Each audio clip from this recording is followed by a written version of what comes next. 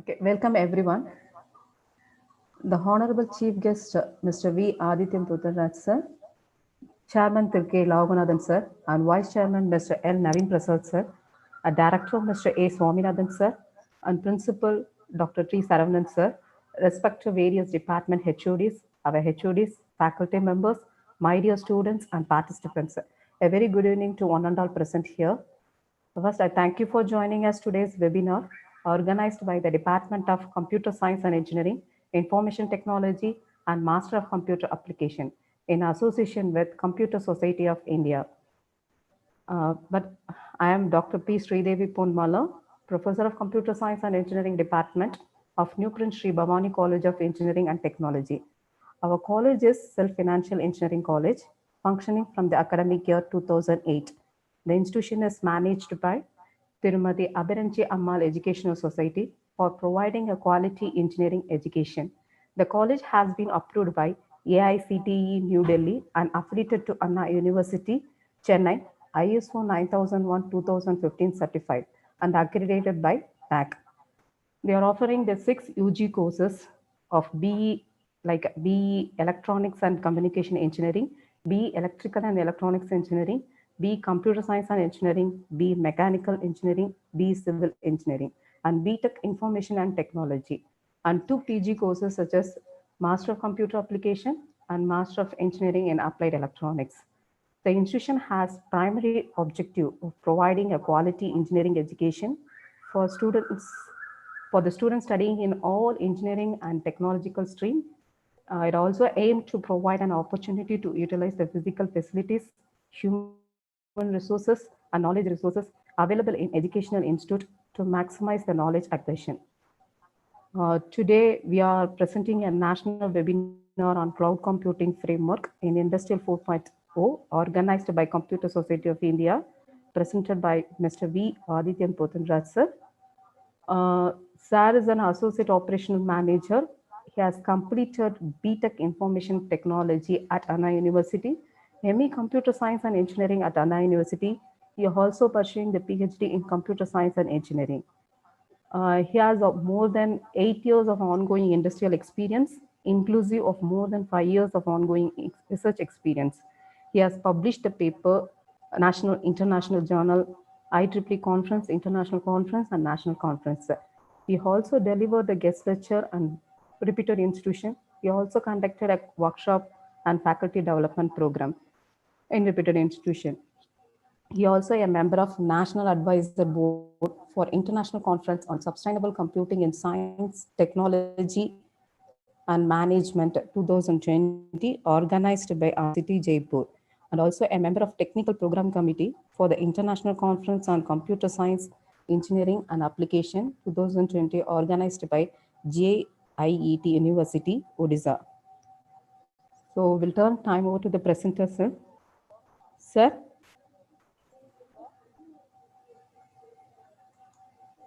Sure, madam. Thank you. Thank you, sir. Yeah. Let me start with the presentation. So first of all, thanks to the organizing team for organizing such an event.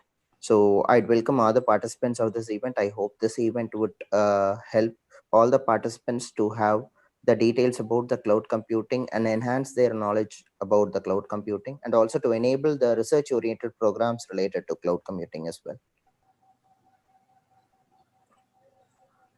So let me share my screen.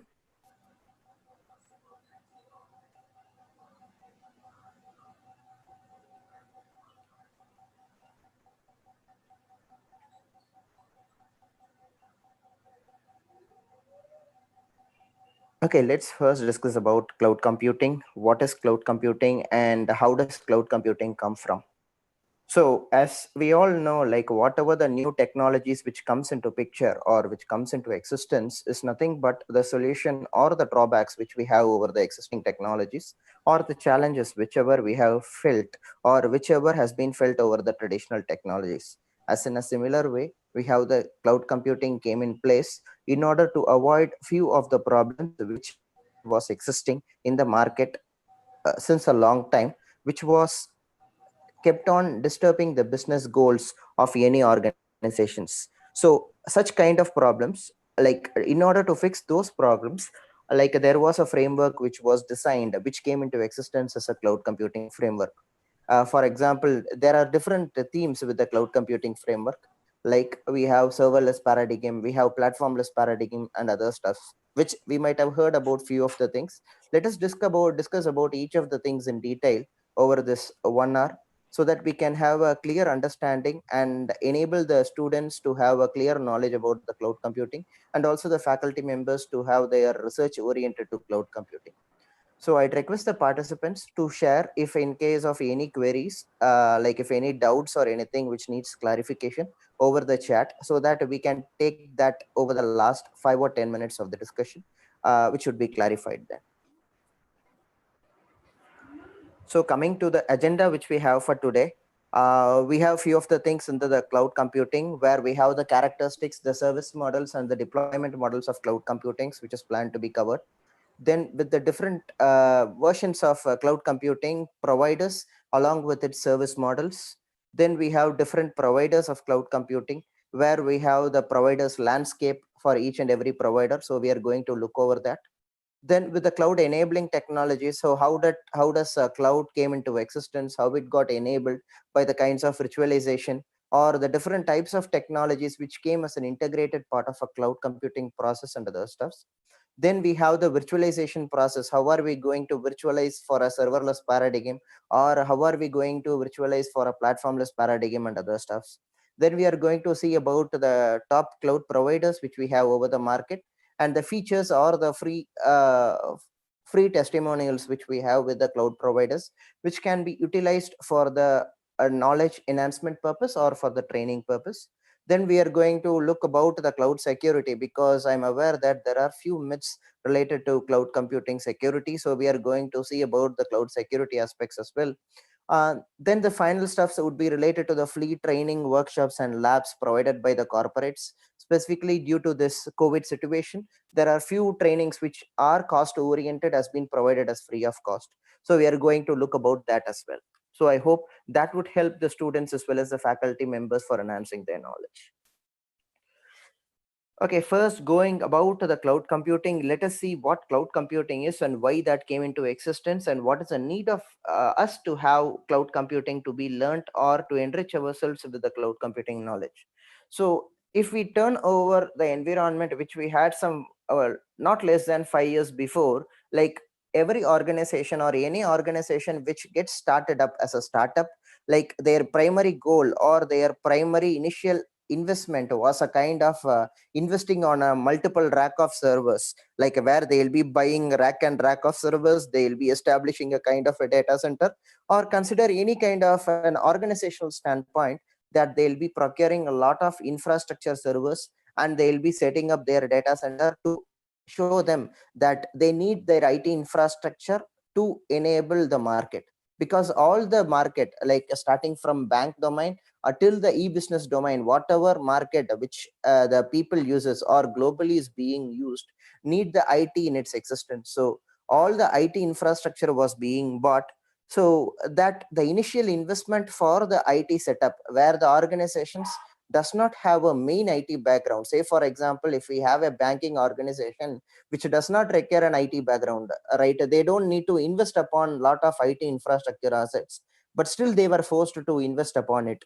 So that is the reason, like their business goal is not IT infrastructure, whereas their business goal was related to finance. If in case of e-business company, like their business infrastructure is to have the market with the people all over the world. But obviously they are forced to buy a lot of rack of servers to invest over the IT infrastructure and other stuffs. So these are the major problems which comes as a business goal, right? Because every business goal company or a company which has been started up, a company which has a business oriented transformations, like it will look only upon its growth rather than just a kind of asset growth, right? A company can say, like, I have some 3 lakh customers, it is beneficial, rather than saying I have 3 lakh servers in my data center. No one is going to judge by the size of the data center. Instead, it is going to be judged by its market, right? So all the companies were concentrating only to fix their problems by their orientation over the market, rather than over the data center. So there grew a new kind of a market called as a cloud computing market, where the technological orientations of the different companies came into existence, and they started to invest upon their technological orientations for cloud instead of investing over the IT infrastructure. So that's how the release of cloud computing, the requirement of the technology came into existence. And along with it, there are different other functionals as well, which made us a prerequisite for the cloud computing to function.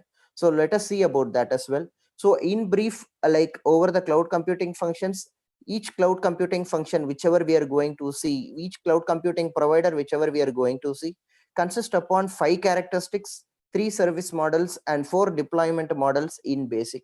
This is just the basic infrastructure which we require. Further, there are other additional models which came into existence as well, related to the research and other stuffs, which we can look over it in a later stage. So then we are going to see about the characteristics of cloud. As I told, like buying of rack of servers, so that is a disadvantage over the business gold market, which needs to be reduced. So that is one characteristic, which is a beneficial characteristic. And then with the on-demand self-service computing resources, like say for example, it depends upon the peak traffic. So any kind of a financial organization, like their business mainly rely upon the customers during some 9 o'clock to 6 o'clock, right? And during their non-business hours, during their night time and all, there would be a very minimal kind of a transaction rather than the higher volume of transaction. Say for example, if that particular financial organization cannot keep all their servers running, say for example, if they have some 20,000 servers, they cannot keep around the clock running just for their peak business, which is going to run during that specific 9 hour or 10 hour. So in cloud computing, we have an important characteristics related to on-demand provisioning of resources. So only in the case of on-demand provisioning, like it would be paid, because there are cloud computing providers which just provide the servers to be hired into the rate of even for per minute. So like the quotation which is provided by the cloud computing providers on the basis of minutes. If you want a cloud computing service just for some 45 minutes, you can just pay for that 45 minutes to the cloud provider and then use it out. Then second, with the broad network access and resource pooling, so I can merge both of them for explanation, because the network which we have today is not so reliable. So reliable in the sense, what I can say is like we have been into education institutions for almost 3 months before, right? We were unable to go to any education institutions, or even the people who work in industries, they are unable to go to their industries for almost 3 months. So in such kind of pandemic situations, having the servers deployed inside the industries or having the servers deployed inside the data centers of the organizations, it is very risky, and we cannot assure that the servers are running in a peaceful state or they are in a correct state. Or even if they are having any problems, it is difficult to troubleshoot those problems at this particular pandemic situation. So these kind of things, these disadvantages whichever we had over the traditional methods, came as a best way or as a characteristic of the cloud computing. Then with the rapid elasticity and measured service, as I already explained, like whatever you want, you can get it and you can pay only for it. So as I have already mentioned, any kind of organizations or any kind of business terminologies which is getting used, so it just depend upon the cost, right? So whatever you use, you can pay. Say for example, if you have some 20,000 servers and you are going to use for only 9 hours a day, you just need to pay for 9 hours a day for that 20,000 servers. You don't need to pay for all the round the clock service, say for 24/7, and you don't need to pay for them and all. So then we are going to see about the service models. So service models, so I hope few of them would be aware related to the service models which we have over the cloud computing. So for that, over the slide, what we can say is like we can start from the lower level, where we have mentioned as infrastructure as a service, then with a platform as a service, and the final one as a software as a service. So this is how the hierarchy which should be blown up, that is from the lower stage of infrastructure as a service. Infrastructure as a service is nothing but the infrastructure which you use. Say for example, if you have a laptop in your home or if you have a desktop in your home, so that is your infrastructure, right? So that is what is being mentioned as a infrastructure as a service. So as we used to say, and I have said for almost first 10-15 minutes, stating that we have the infrastructure of 20,000 servers or 50,000 servers. So those all come under this category, and these are the infrastructure as a service. Like we have a data center sitting in some location, and we'll be getting that particular infrastructure, say for some 10,000 or 20,000 servers to the market, and we'll be accessing the service and we'll be getting used to that service. That is what is being mentioned as infrastructure as a service. Then we have a platform as a service. So that would be the next level above the infrastructure, which is nothing but whatever the platforms which we install over the infrastructure. What we can say is like whatever softwares you use in the lab, I can say in that particular example. So what are the softwares you use in your lab? Like you have MySQL, you have Oracle databases, and you might have the softwares like Java, PHP, and Tomcat. So these are all the like applications, not the application, the softwares, the applications for which the softwares needs to be deployed, right, over any laptop or desktop or any server. So these all come under the platform as a service. And finally, the software as a service, a simple example where we are having the webinar now, like in Zoom service, right? Zoom is a particular software as a service which is being provided by Zoom. So we can explain in this terminology. So now we are seeing it out over a Zoom service. We are able to share the screen, and we are able to deliver the lecture using the Zoom service. So this obviously is going to have an infrastructure, right? This obviously going to have a server which is going to lie somewhere in any cloud provider. So that is called as the infrastructure as a service. And obviously this Zoom provider has to be developed in any platform. Either it could be in the form of Ruby on Rails, or it can be in the form of a Tomcat, or by using a Python scripts. So this would have been developed, right? So that all will come under the platform as a service. Then the product which is being developed and which has been shared to the end users. So we are all the end users who are using this particular service. So this is how the cloud computing has the service models starting from the infrastructure till the end used applications. So these are all the service models which we have into place and which we have into existence as well. So this is a kind of a brief explanation of what are all the service models and what are all the stuffs which we have over the service models. So I can explain it out over there.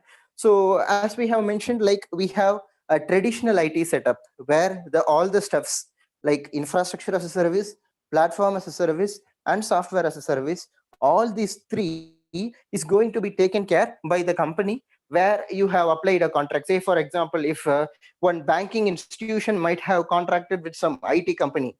We have multiple IT companies in the market, right?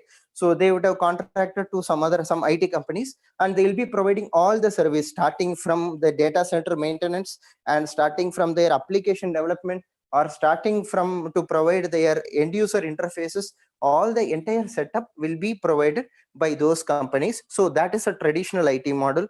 Then we have the infrastructure as a service, software as a service, and platform as a service models, over which for the infrastructure as a service, you can able to see all infrastructure related stuffs like procurement of servers, enabling the servers, and making the servers available according to the requirement for installing the operating system. Until this stage, it is being provided by the cloud service provider. And anything above that, that is installing the operating system.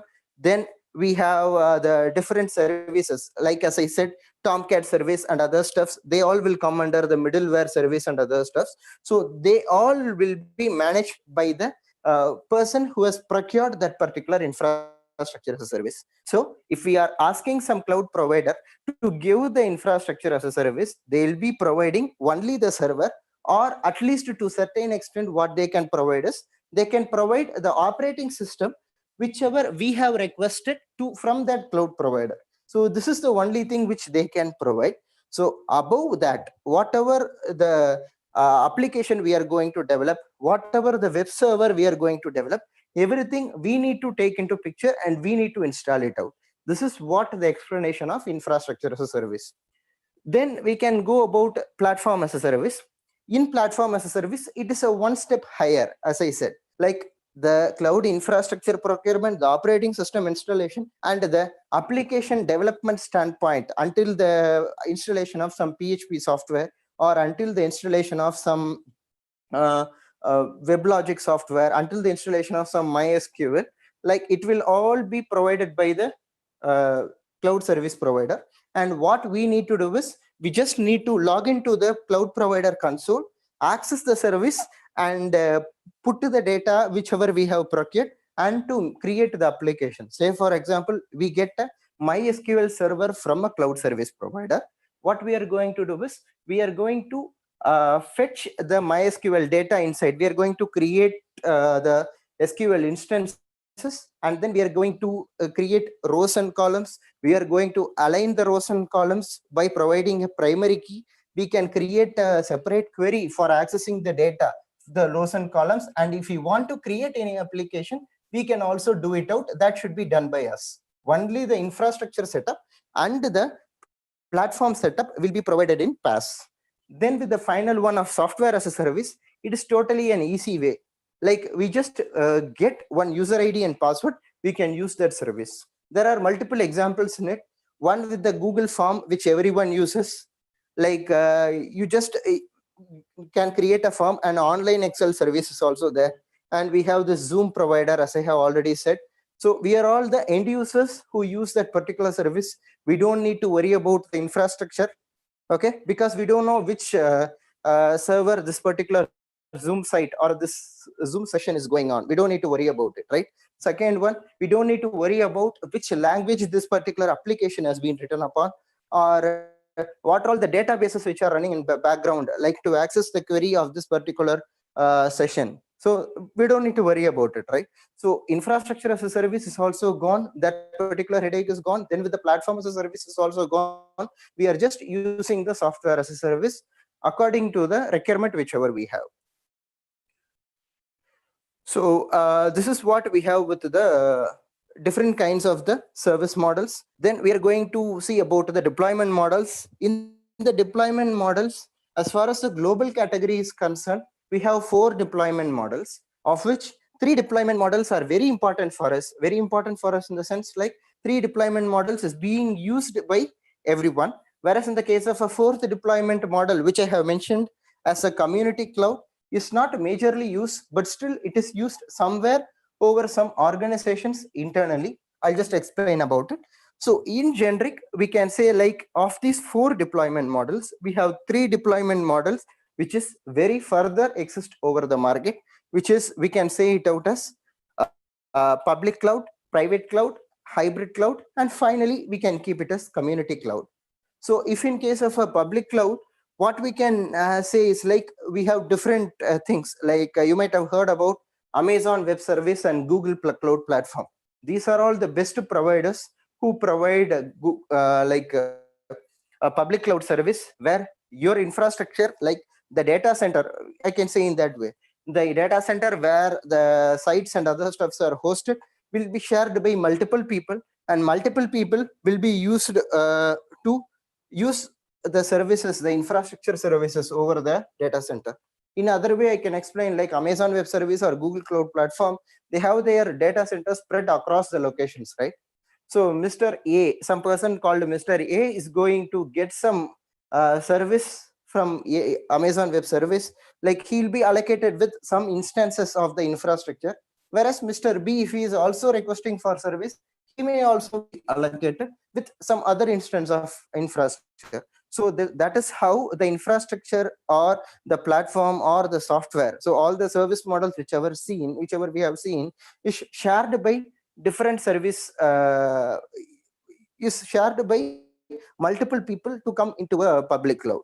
So secondly, with the private cloud, we can simply say it is as a on-prem services. Say for example, DRDO, some other defense organizations where we have a very sensitive data where they don't have their particular data over any public environment, but still they want a kind of a cloud service to be established. So that we can take into consideration of a private cloud.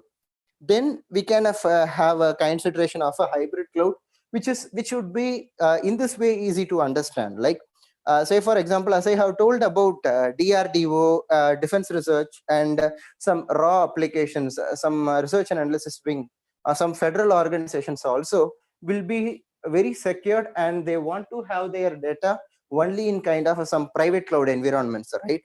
But in case if they want to give few data for the research purpose, okay, some of the non-sensitive data, if they want to share it out for the research purpose, they will not be giving from the private cloud. They will be putting those data over the public cloud and they'll make it available for the external market for research. So whatever is the non-sensitive data, they'll be having it down over the public cloud, and the sensitive data over the private cloud, which in combination we can say it is a hybrid cloud of a setup. So it is a combination of public cloud and a private cloud.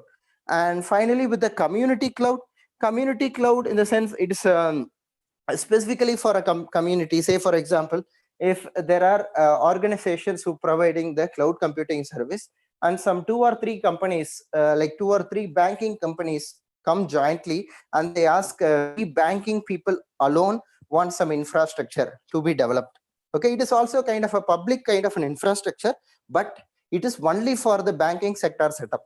Okay, so that is a particular community kind of a setup. So that is how the community clouds came into existence. Community clouds is also a part of a public cloud, but since it is restricted to only for a specific field, it is being called as a community cloud.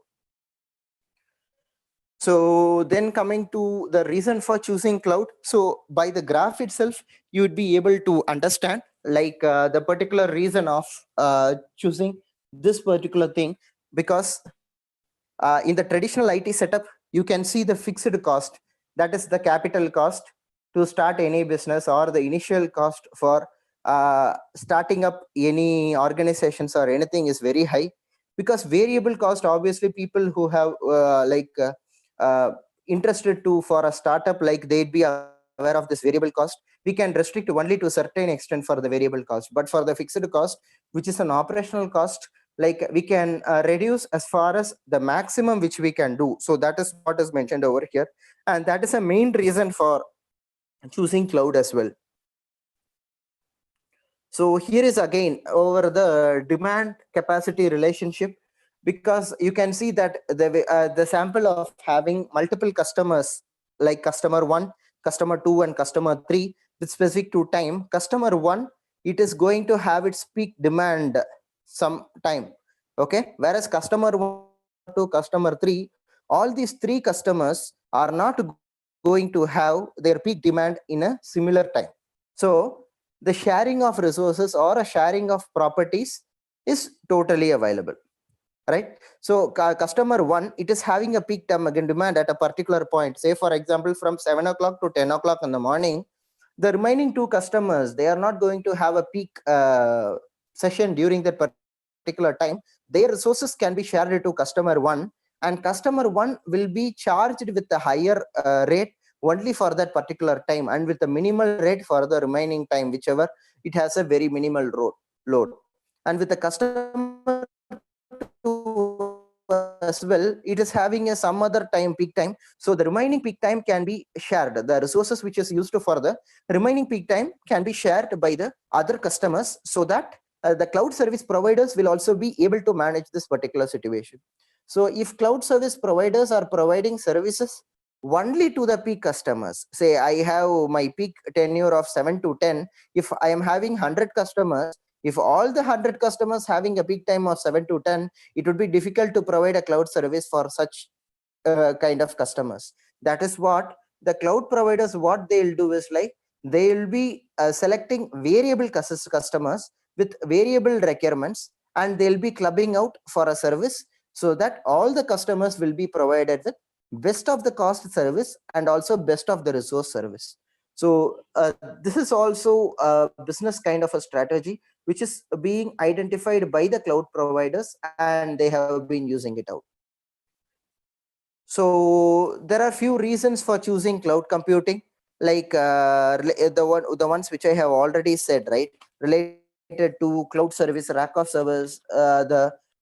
Say we can do a simple comparison over the on-premise data centers and also with the cloud data centers, where we can say is in an on-premise data center, we can say it like it is non-scalable in the sense, if we are having some 1,000 servers, and if there is a demand for some 1,001 server, for just for 10 minutes or 15 minutes. Again, we cannot manage it out with the existing servers. You need to go ahead to buy a new server. But in case of a cloud environment, like if there is a requirement which comes, you don't require 1,000 servers, you just need some 100 servers. You can use only 100 servers and pay only for the 100 servers. And if some time you need to require to pay for 1,001 server, you can pay only for the 1,001 server and go ahead to proceed with the implementations. Then second one is like related to the hardware and software maintenance. If you are having your own infrastructure setup in your organization or any startup company, like we cannot have a latest hardware or we cannot have the latest software, because software and hardware varies day by day, right? So the latest ones which comes keeps on coming into existence. So if we are having it in a cloud environment, we are being provided with 100% availability. So I forgot to say about this particular term related to choosing of cloud, because being a person from industry, the requirement which we had from customers some 5 years or 6 years before was entirely different than the expectation of the customers which we have for today. So the customers which we have for today, what they are asking is like they are asking for 100% availability. 100% availability in the sense they don't want their service to be degraded even for a single minute. Not even a single minute. It is for a single second also. So even for a single second, if the operating system or if that particular environmental setup, okay, if that particular environmental setup is not applicable, it means the particular environment has been made as a downtime also. So the customers does not require any downtime. They need 100% availability. Because we can take it as an example, we are using Google Pay, Phone Pay and all, right? So have anyone experienced any downtime, any unavailability of Google Pay or Phone Pay? We don't, right? So that is the IT infrastructure or the stability of the IT infrastructure which everyone requires in the market now. Even the IT providers are requiring such kind of businesses. So that is possible only with the latest hardware and the latest software without any vulnerable versions. So there is no compromise to the compliance. There should be 100% latest package or the latest versions available, so which can be used only by the cloud infrastructure. So as we already said, there is no kind of flexibility over the on-premise setup like the data center setup. But in the case of cloud setup, it is highly flexible with respect to the version of the softwares or anything as such.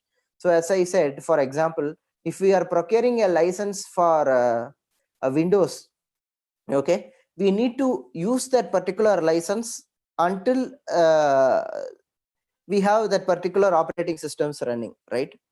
If we are going for a new version in Windows or my new version for any operating system, whichever we have bought as a license, obviously you need to pay that particular entire license cost fully, or only one or two discounts will be provided to us, right? If we have if we have a setup over the lab, or if we are having some software installed over 100 systems or anything as such.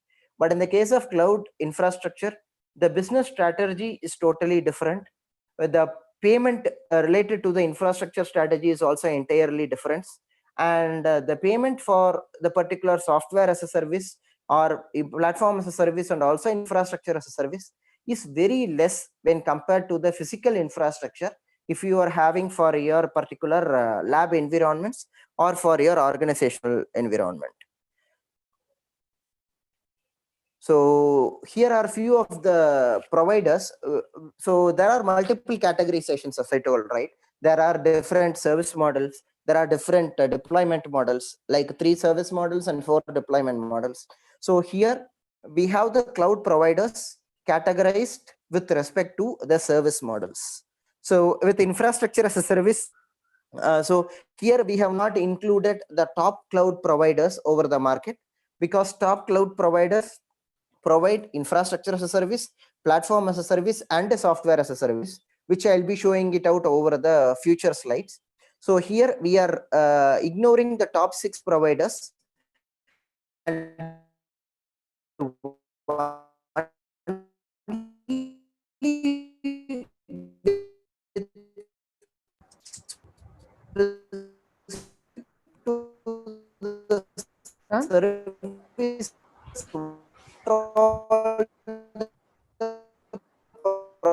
providers we have. In fact, providers are the origination of Google Cloud. Many people were using Dropbox. So then over the platform.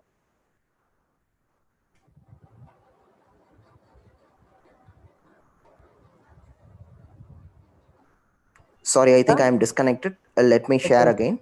Okay.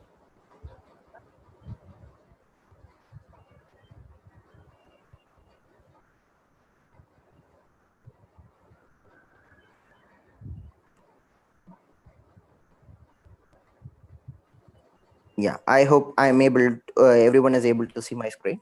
Yeah, with respect to platform as a service, we have different application creation engines like a Google App Engine, like a development and hosting platforms, and Java string platforms and other stuffs. So this is related to the development of the applications or creation of certain specific applications over different platforms.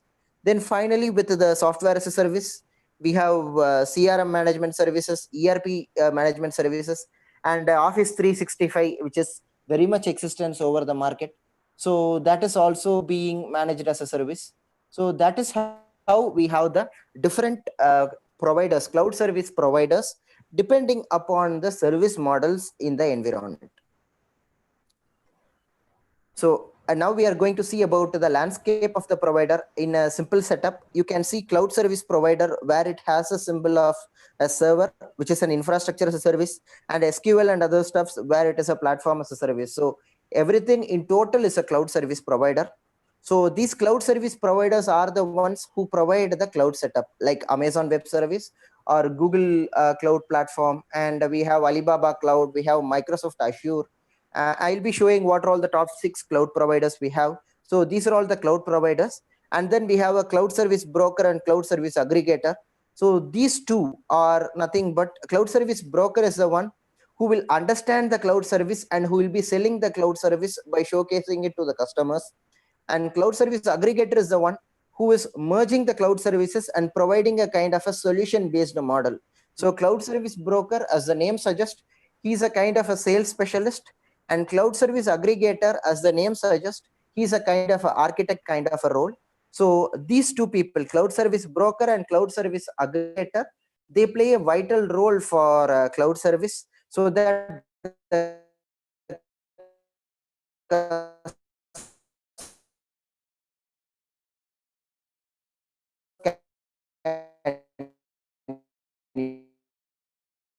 use it. Because the customers are the ones who just reaching to the cloud service provider and cloud service sorry, they'll be reaching out to cloud service because they don't have.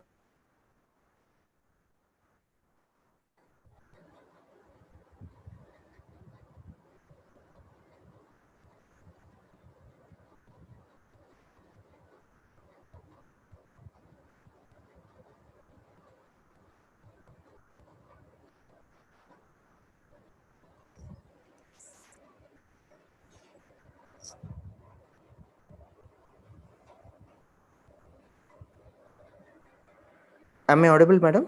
Okay, audible, sir. Okay, madam. I don't know, the screen share has got lost. Okay, okay.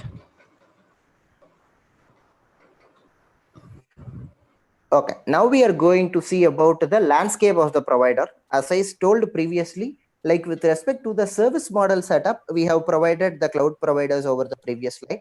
Now we are seeing the provider with respect to the deployment models, as we have seen by private cloud, public cloud, and hybrid cloud. I have not included community cloud. So whatever we are seeing it out over the public cloud, that can even be derived as a community cloud. Okay. So private cloud, we have only one provider mentioned over there for infrastructure, which is Eucalyptus. So there would be some other providers. For example, if with the public cloud providers also, if we ask for some private cloud setup, they'll be providing it out. but dedicatedly for private cloud without any other deployment models, we have only Eucalyptus for now. And previously there were Sun Microsystems, but currently there is no service from the Sun Microsystem. It is being sold to the Eucalyptus. So there are other over the hybrid cloud also, you can see different kind of providers which we have over there, and you can see a similar name being replicated over infrastructure as a service and platform as a service. That is specifically for the reason they provide those services also in addition to the infrastructure service. That is the reason. Okay, so here are few kind of the workout models. So I can explain these stuffs. You can even directly go ahead to work out these models using VMware. You can download your VMware software and you can try to deploy these models just by it is a simple model. So this is a kind of a desktop virtualization.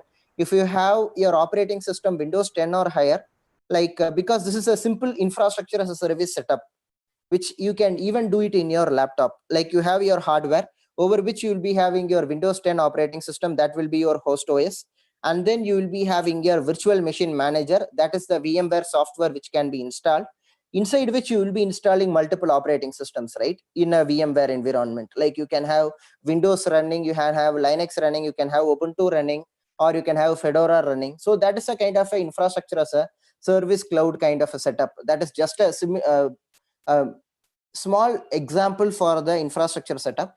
That is the reason I have made this as a workout model.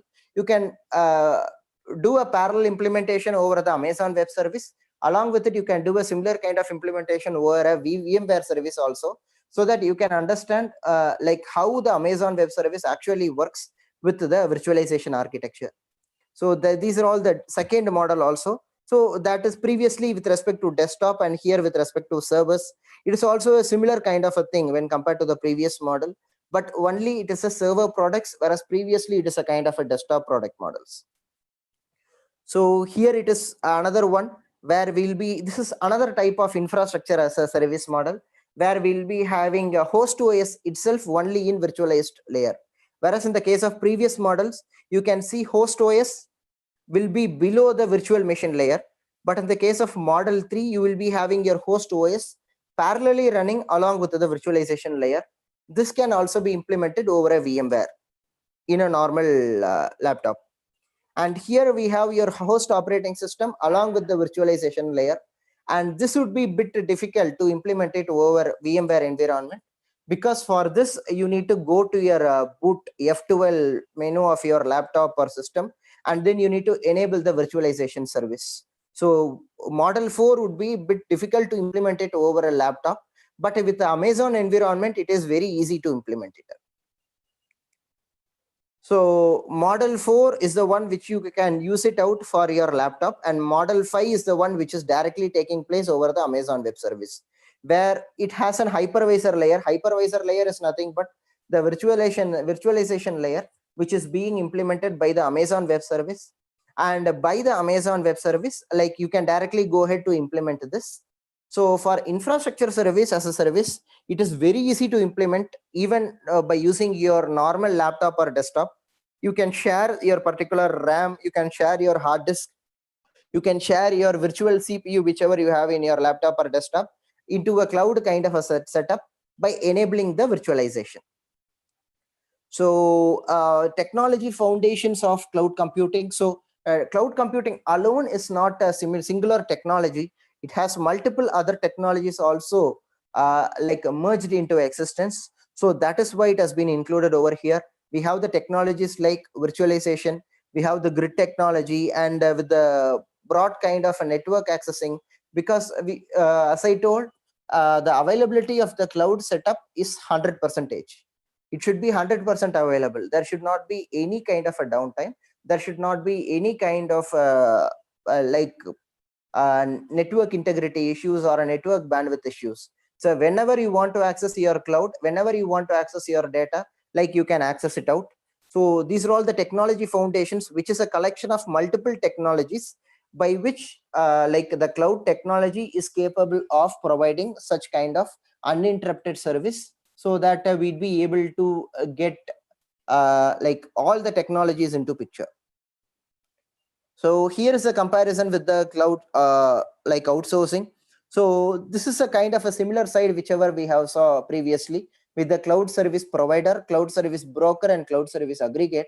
So usually over the outsourcing, what it will be is like there would be some kind of a standard offerings by the cloud also, but still some customers may come and ask like, can I use any kind of I want a specific infrastructure for my environment. I don't want these kind of standard offerings and all. I need a fresh contract for my particular environment, where that can also be provided by contacting the cloud service provider.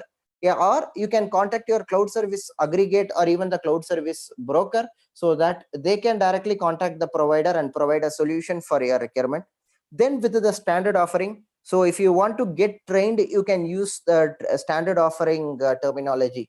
The reason for this particular standard offering terminology is like, you just need to fill a form over, say for example, if you want to use Amazon Web Service or Google Cloud Platform, you can just log in into Amazon Web Service, or you can log in into Google Cloud Platform. And what you need to do is you just need to fill the form and just click on submit, where your entire IaaS or PaaS or software as a service will come into picture and you can use it out. So this will come under the standard service offering, where they have a specific service which is available. So you can just go ahead to click that service and use it out. So for industry 4.0, like we are in need of the cloud technology, and everyone is now going towards the cloud technology. Specifically, the hybrid clouds are the one which feeds the hunger of industry 4.0. As I told, like public and private clouds. So private clouds will have the sensitive kind of a data, but still the public clouds and the private clouds can contact with each other, and they can interact with each other by providing a communication. That is what I told. Even federal organizations, like they have a high security setup, where those organizations will need to acquire few things, like if they have a sensitive data, if they don't want to share it, keep those data over the private cloud. And if they want to have some kind of data to be available over the market for some research purpose or anything as such, they can use that data over the public cloud, or they can push that data over the public cloud, where the normal people, the people who have access to the public cloud, can access that particular data and they can use it out. So again, or there would be some additional demands as well. Say for example, they have a critical data over the private cloud, and they want some applications where they will be have written some kind of codes where it will be retrieving only the non-sensitive data. So such kind of platform environment can also be provided over the public cloud, so that they don't want to waste their private cloud for additional applications or anything as such. Private cloud can be used only for sharing the data, or for private cloud can be used only for storing the data, and for deploying the applications and sharing the data, they can use the public cloud. So this is it depends upon the requirement setup with the industry. And again, we have the advantages of having the hybrid cloud, because most of the banking customers, because I have seen customers who specifically come and ask, I need only private cloud, but their budget for having their cloud setup will be very less. So in such scenarios, like we will be recommending only those to have a kind of a data oriented setup over the public cloud, private cloud, to retrieve the applications, and a kind of a retrieval kind of a setup over the public cloud, so that they can ensure that their data integrity and their data security is being protected. There is no problem with the data, and their data is totally safe, and they'd be able to recover the data if in case of any issues as well. And again, with the platform requirements also, we don't have any dependencies over the platform environment. You can use anywhere over the cloud, and you can just use the deploy and retrieval of the services over the cloud, which can be utilized in any environment or from any network or any platform. So here are a few things with respect to the cloud security. So with respect to cloud security, there are majorly, whenever I take a webinar or seminar or a kind of a workshop first question which comes from the participants is like, how can I say my cloud is secure? So first thing, and then they'll ask whether the cloud environment, the cloud service provider will be using my data for any kind of advertisement or anything as such. This is the first question which comes from everyone. First thing to answer all these is like, the cloud service providers, as per the end user agreement, they cannot use any of your data to the outside world without your particular acknowledgement or your particular reference. This is answer number one. Then they cannot simply retrieve your data without your authentication as well, because each and every country and each and every cloud service provider, they have their own setup, and along with it they have their own infrastructure also to identify in case of any intruders or a kind of data leakage or anything as such. So with the cloud provider, it is totally into safe hands, and the service, that is the vulnerability, the software as the latest software or the latest hardware, whichever they are using, like, is having a clarified stream approach which does not allow any data leakage till now. Then there would be some questions which I have retrieved from related to this cloud security itself over few people, stating that what about the vendor lock-in? Say for example, I have my service in Amazon cloud. Today the charge for that particular service is just 1 rupee, and tomorrow after using all the services I am there for some 2 years, and after that they start charging me 100 rupees. What can I do? I am in vendor lock-in, I cannot come out of it. So whenever you choose a cloud provider, my answer would be, whenever you are choosing a cloud provider, it is up to you, like how are you capable for getting that cloud service, and how are you capable of getting the features of that particular cloud service. So you should analyze the cloud service provider if you are very well aware, or what you should do is you should reach out to cloud service aggregator or a cloud service broker, where they'll analyze the requirement of the particular cloud service whichever you require, and then they'll suggest, with respect to your requirement, this is the cloud which you can use. By these are the terminologies, you can very well go ahead to reduce the vendor lock-in problems. And that is what every customer, whenever I face, like they come asking for such questions. So with respect to security and also for the vendor lock-in or the data leakage, when compared to the data which you have in your own data center, cloud environment is much secure. So that is a similar kind of an answer which you can expect from any cloud provider as well. So here is what we have, the cloud provider landscape with respect to AWS and Google Cloud Platform. Just I am provided AWS and GCP in the heading, but I have provided the top 6 cloud providers, where we have the first one for Amazon Web Service, second for the Google Cloud Platform, third for the Azure, fourth for IBM Cloud, and then Oracle Cloud and Alibaba Cloud. All these 6 cloud providers has free trial period. Say for Amazon Web Service, you have a free trial period of 1 year. Google Cloud Platform, you can go for a free trial service of 3,000 rupees per year. So it is a free trial. So if you want to learn, you can register for it, and you can learn with the different cloud providers. And Azure also provides a free service.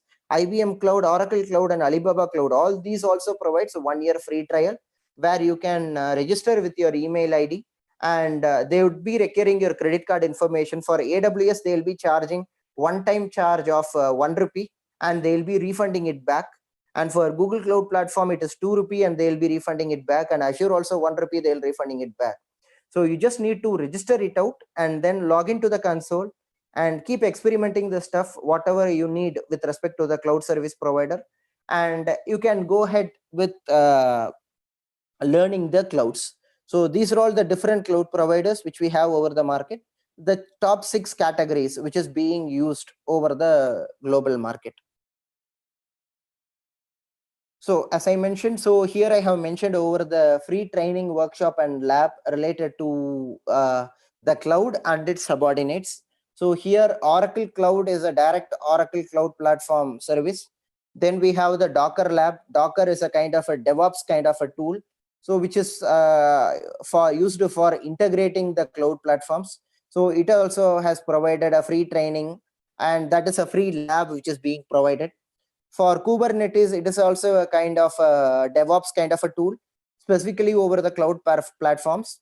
So it is also providing training and lab. So, and then for the Linux, which is an operating system kind of a service, which we have over the environment.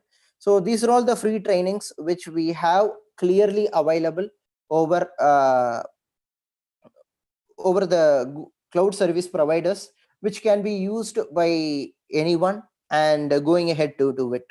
And there are few other stuffs specifically for the students, like if you are into your pre-final year or into the final year, you can very well because we have a trial version of 1 year free trial version over different clouds, as I have mentioned over the previous slide, right? So what can be done over that is like you can very well go ahead to identify the project areas related to the cloud, and you can directly go ahead to implement it. Obviously your project period is not going to exceed more than 6 months. So with that particular 12 month tenure, free tenure, like you can very well go ahead to implement your project service, and you can very well directly do it out instead of using a simulation kind of a stuff during your project viva and other stuffs. You can do a direct implementation over the cloud, which would be very much worthy, and you can also identify the areas which you can learn as well related to the cloud. So the reason why I am saying like the areas of learning related to the cloud, if you are learning in a normal way, say for example, I am learning only C#, I am learning only Java, or I am learning only PHP, or I am learning only OS environment like Linux, Ubuntu, or anything as such. If you go inside a cloud, if you want to learn infrastructure as a service, you will learn operating systems, all the operating systems and its models, and you will be learning all the storage concepts and its models, all its computational architectures and its models. So you'd be able to cover a larger forum rather than searching it out by different technology. And then if you are coming for a platform as a service, you can learn almost all the middleware services. You can learn Java, you can learn Tomcat, and you can learn SQL database, MySQL, Oracle database. So at the stretch, the different softwares with the similar characteristics you'll be able to learn.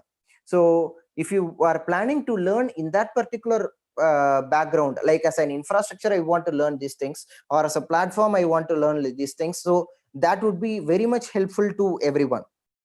So just identify the things whichever would be related to your project, so that you can do a direct outcome of that particular cloud service provider into a knowledge which you can use it out to enhance your career.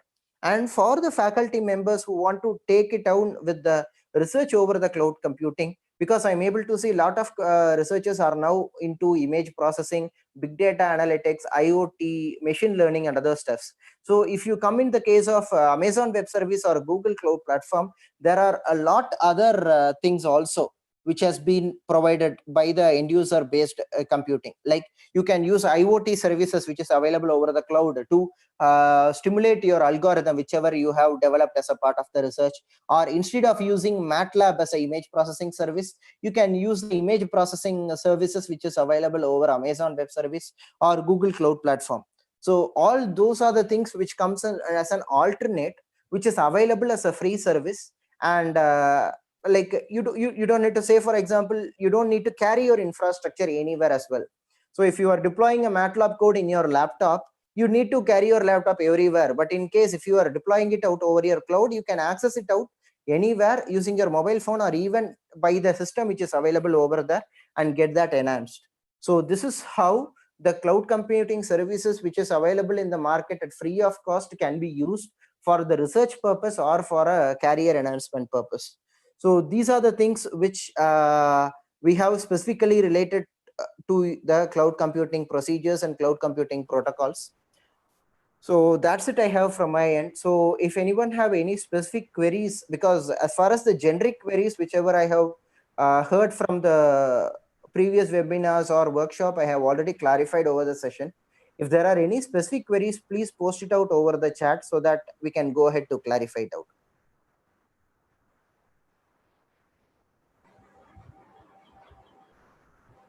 So additionally, so here is my mail ID and phone number. If in case of real-time implementation queries, you are planning to install an infrastructure as a service, you have a challenge over it, you can just send the screenshot to my mail ID so that I'll try to figure it out, what is the problem you have and what is the wrong you have done, so that you can clarify it out as well.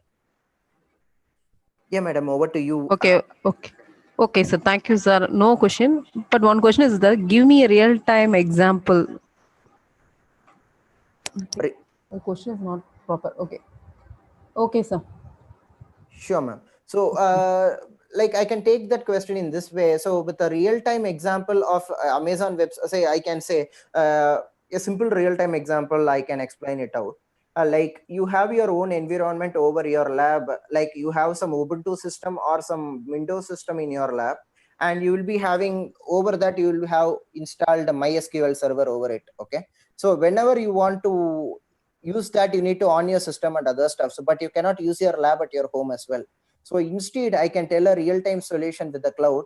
You can create an instance or a Ubuntu instance using infrastructure as a service, where you will be having MySQL free of cost over the platform as a service. You can merge these two and you can have a lab setup for you at your home, so that you can practice MySQL or Ubuntu operating system anytime in your home. This is the real-time example. In this pandemic situation, you won't be able to visit the lab, right? Whereas you can use that particular service which is available at free of cost as a real-time example in home, and you can work it out. I can answer in this way, ma'am. Yeah. Okay. Thank you, sir. Yeah, sure. Okay. I would like to thank our distinguished speaker, Mr. V. Aditya Putendraj, sir, for making an excellent presentation, making this national webinar very meaningful and interesting. I would like to express thanks to our management, and I would also thanks our beloved director, principal, for his guidance and more support. I am happy to express a vote of thanks to our HODs and various department HODs and faculty member that has made this webinar a grand success through their motivation and dedication. Finally, I thank the wonderful students who have tuned up in the great number, not only from our department, rather also from other department of the institution. Thank you so much for your cooperation. So thank you once again for joining us today's webinar. Thank you, sir. Thanks, madam. Okay, thank you. And hearty wishes to all. Thank you. Thank you.